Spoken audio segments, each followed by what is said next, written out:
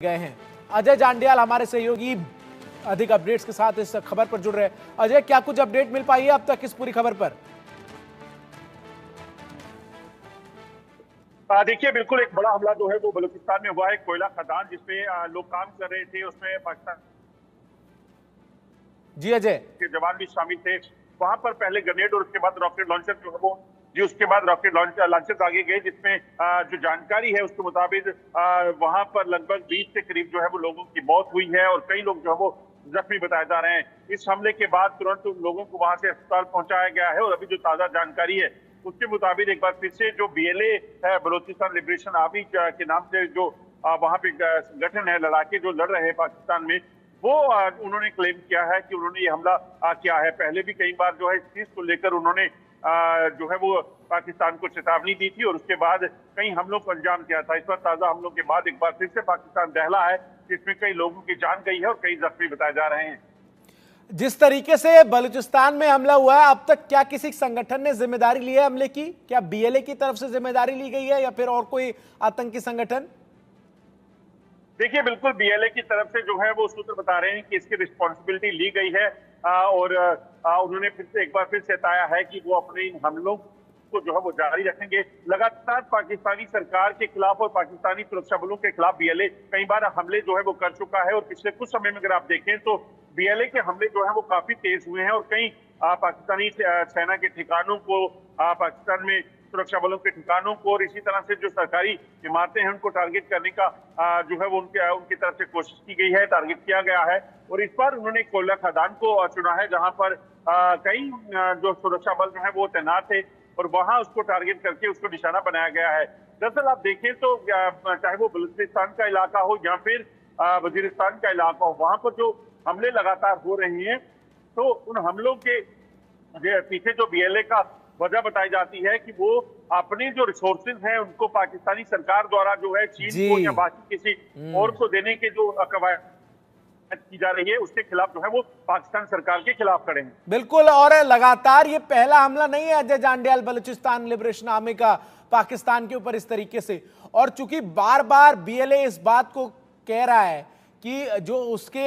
Resources हैं, जो उसकी संपत्ति है, उसका पाकिस्तान इस्तेमाल कर रहा है। और जो सबसे बड़ा एतराज है वो one road one belt initiative का है और चीन के नागरिकों को भी निशाना जो है वो BLA की तरफ से लगातार बनाया जा रहा है। क्या ये जो अटैक हुआ है इसमें कोई विदेशी जो व्यक्ति है उसकी भी मौत की पुष्टि हुई है? क्या उन्हीं को देखते हुए निशाना बनाया गया या केवल पाकिस्तान के आर्मी, पाकिस्तान के लोगों को निशाना बनाया गया था इस हमले में?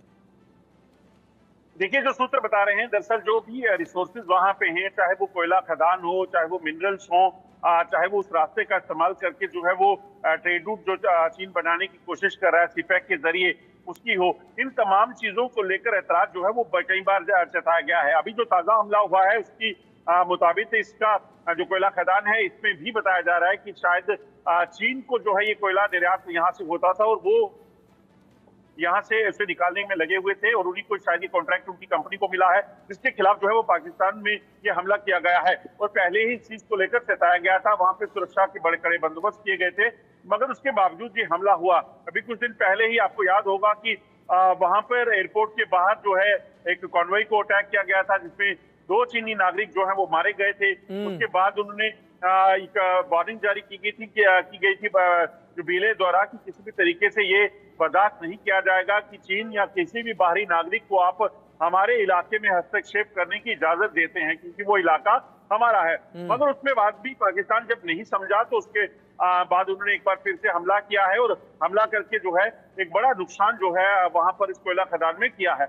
अजय जांडियाल, सवाल यह है, पाकिस्तान को शंघाई सहयोग संगठन की बैठक जो है वो होस्ट करनी है, लेकिन जो परिस्थितियां इस वक्त पाकिस्तान में है, जहां पाकिस्तान के तमाम प्रमुख शहरों पर एक तरफ PTI कार्यकर्ता समर्थक उत्पात मचाते हुए नजर आते हैं, दूसरी तरफ BLA का लगातार खतरा है, तीसरी तरफ लगातार पाकिस्तान में जो गृह युद्ध जैसी स्थिति है, क्या इन परिस्थितियों में पाकिस्तान सफलतापूर्वक शंघाई सहयोग संगठन की बैठक जो है वो होस्ट कर पाएगा? ये सबसे बड़ा सवाल है इस वक्त का।